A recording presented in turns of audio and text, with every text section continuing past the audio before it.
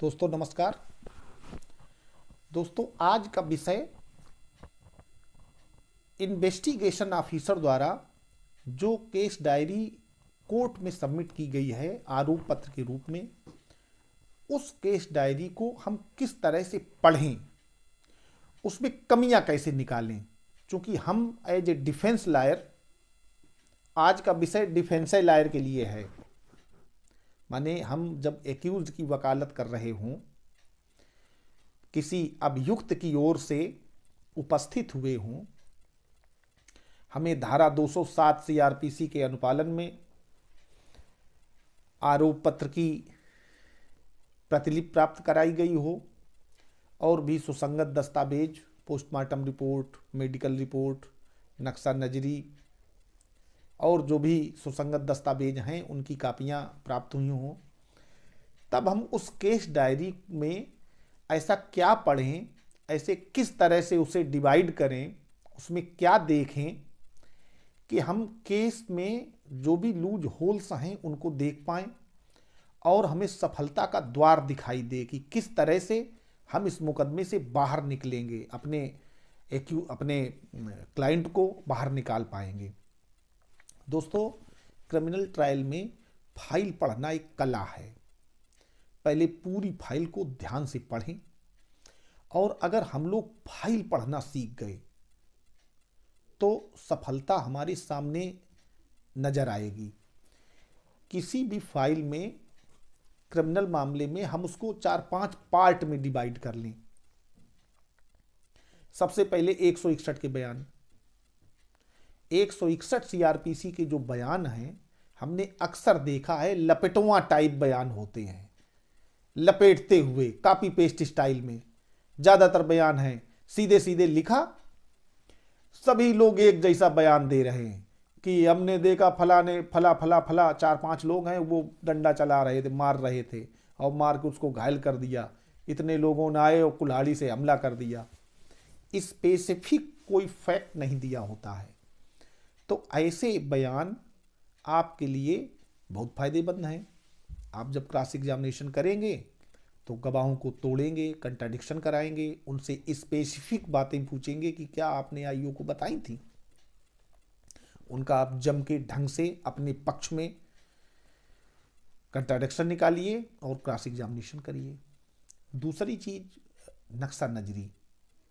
नक्शा नजरी बहुत महत्वपूर्ण पार्ट है केस डायरी का। उसमें आप कंट्राडिक्शन देखिए।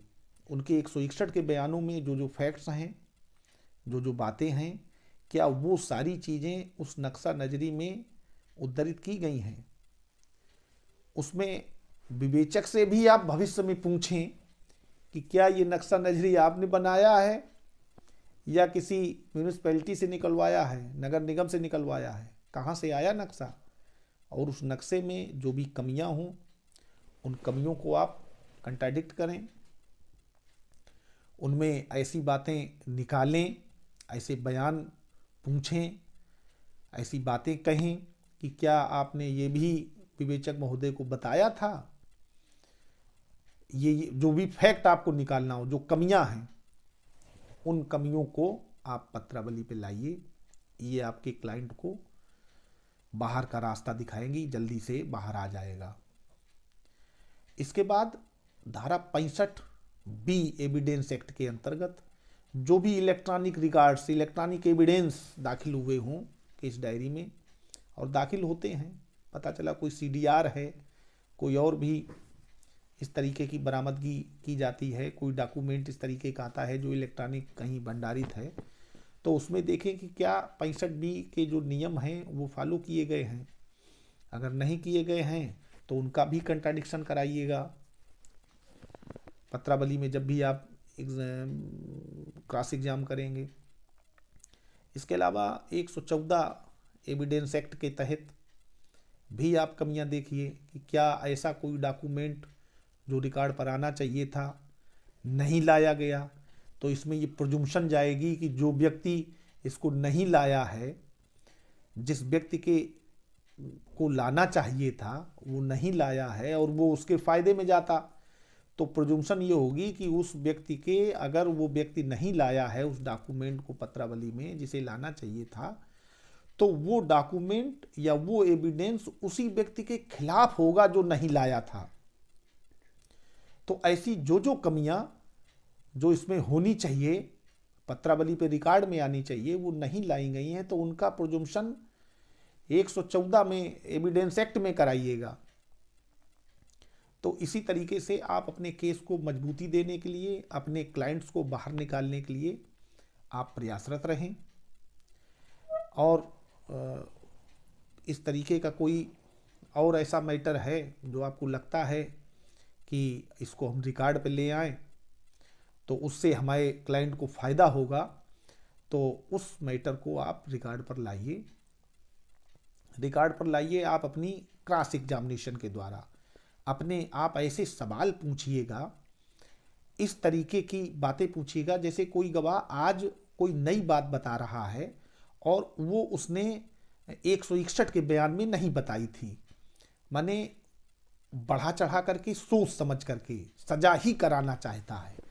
तो आप जब उसका क्रॉस एग्जामिनेशन करें तो उस पार्ट को पहले छांट लें, आइडेंटिफाई कर लें, कोड कर लें कि ये इतना पार्ट जो है ये इसने बढ़ा करके बोला है जो 161 में नहीं बोला था। तो आप उससे क्रॉस एग्जामिनेशन में उसका सच सामने लाने के लिए इस तरह के प्रश्नों का निर्माण करें कि वो जो उत्तर आप चाहते हैं वही गवाह बोले। ऐसा कोई प्रश्न ना करें जिसका उत्तर आप ना जानते हो।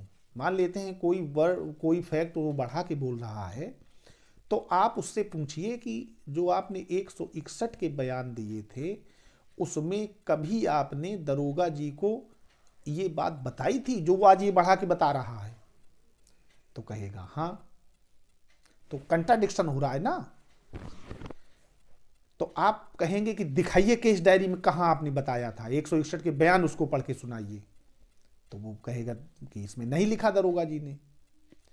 तो कंट्राडिक्शन आ रहा है ना यहीं से।